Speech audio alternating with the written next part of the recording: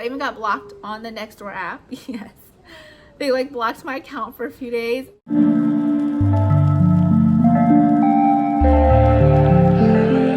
So I hope you guys are doing well. I just filmed a video on what sold and trying to keep everyone encouraged. You know, there are sales to be made. So if you don't know, I resell on the eBay and Poshmark platform. Sales have definitely taken, a little bit of a dive. As things have been more serious, we're on a self-quarantine. I definitely think it's a lot of fear going around, and it's not a time of fear. But I do want to challenge you to look at your business differently. I want to encourage you all to think outside the box. I wanted to share a couple of things that I've been able to do that have boosted my store at this time.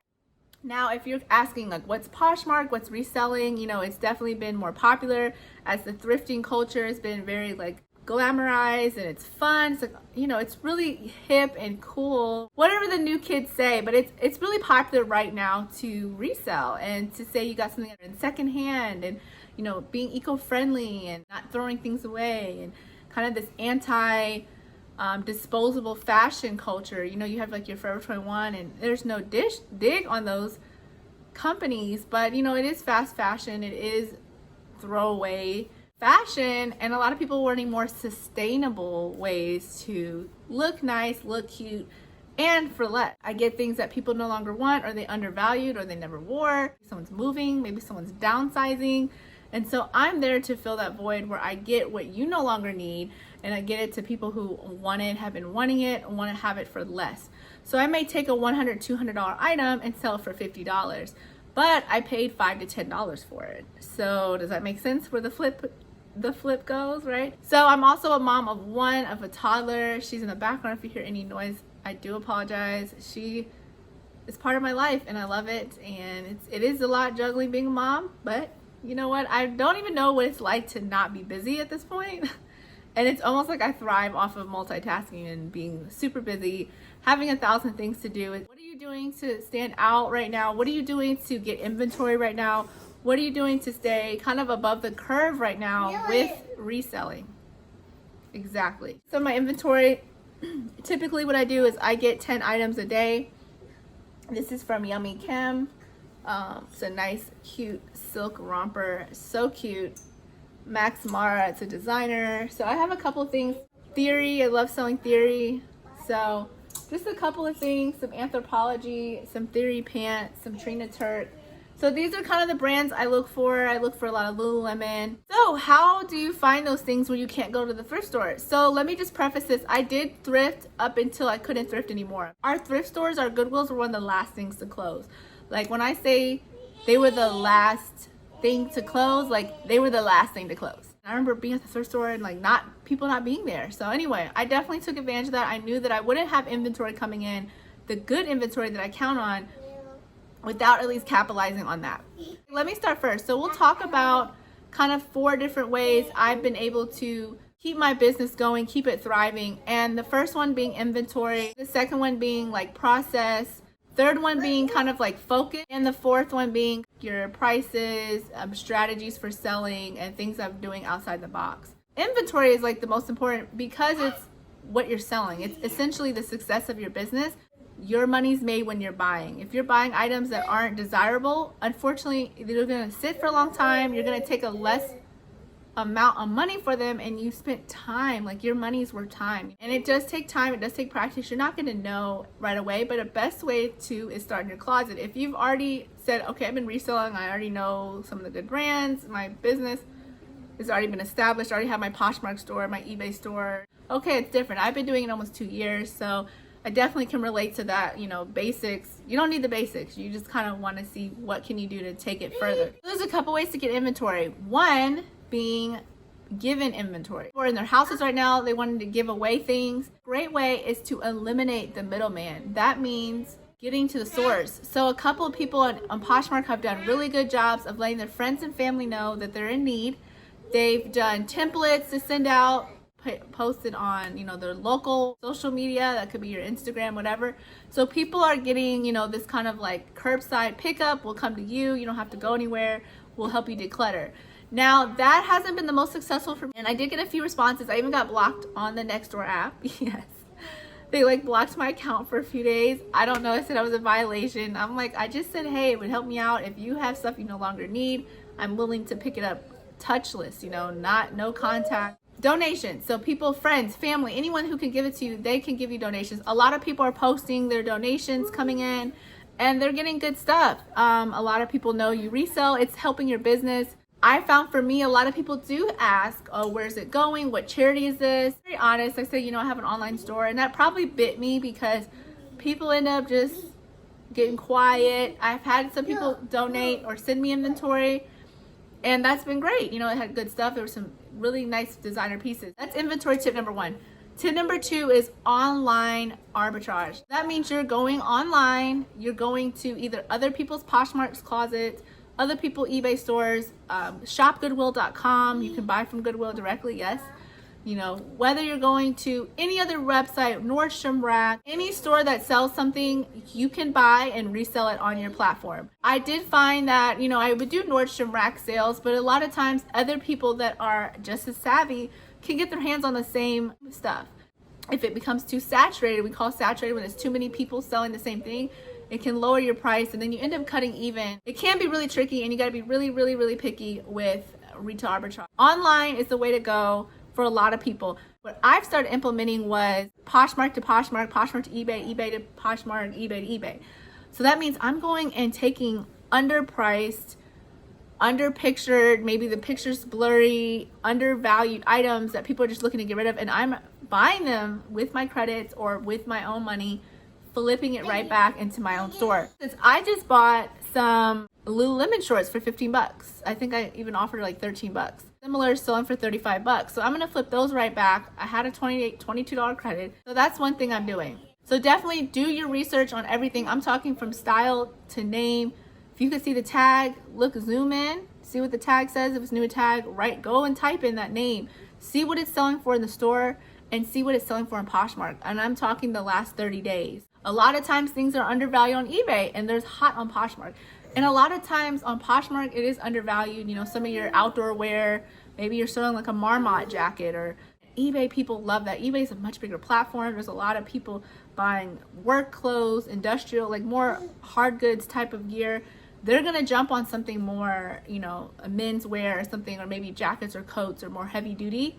So that's a way you can do that as well. So the tip number 3 when it comes to inventory, obviously you can't go out. Either you can reach out and buy someone's inventory. If they're a full reseller looking to get out of the business, put up some ads, you know, looking to sell your stuff, give them a good price, give them $1, $2, $3, $4, $5 an item, whatever it's worth, and get their money. They can be happy and you can get your money and be able to sell. So another way is offer up in Facebook Marketplace. These are local platforms that are selling. So for instance, I'm actually going to go pick up, and I'll do a part 2 to this video, where I'm going to go pick up, this girl is selling a whole bunch of Tory Burch, Rebecca Minkoff, just a whole bundle of cute shoes. She's asking $10 a pair. So I saw she had maybe 11 pairs. I said, would you do 80 for all? She said yes. Not only did I ask her, and I'm going to buy those, but I also reached out and we just chatted a little bit ago.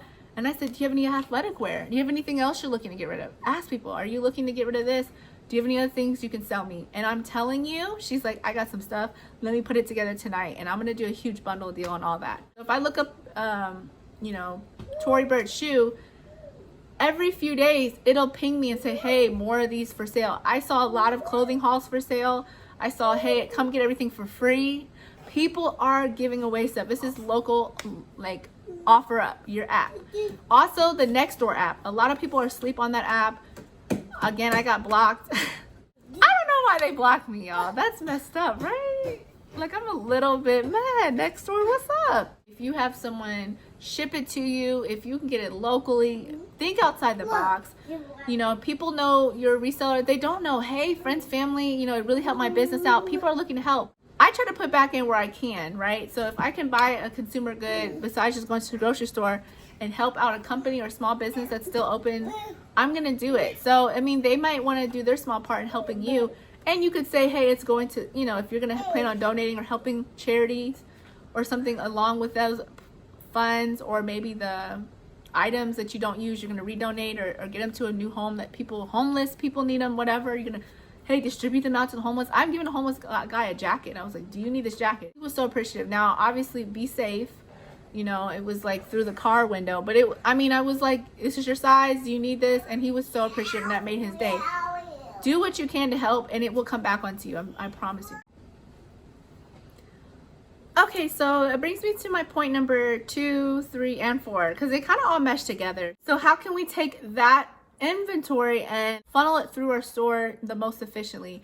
So again, these results are just my results. Everyone's business is different. I sell, you know, fashion, clothing, kind of the non-essentials. Process is very important, so I'm continuing to stay consistent. So that's the main thing that I'm doing with my process. I'm listing at least 3 to 5 items a day, sometimes even up to 8 to 10 items, just depending on the time I have. So with process, I'm still listing those amount of items, but not only that, I'm keeping my store consistent and refreshes. I see the most sales when I'm adding things. Now, don't feel overwhelmed. You're like, okay, I don't have as much as I used to. I don't have access like I used to.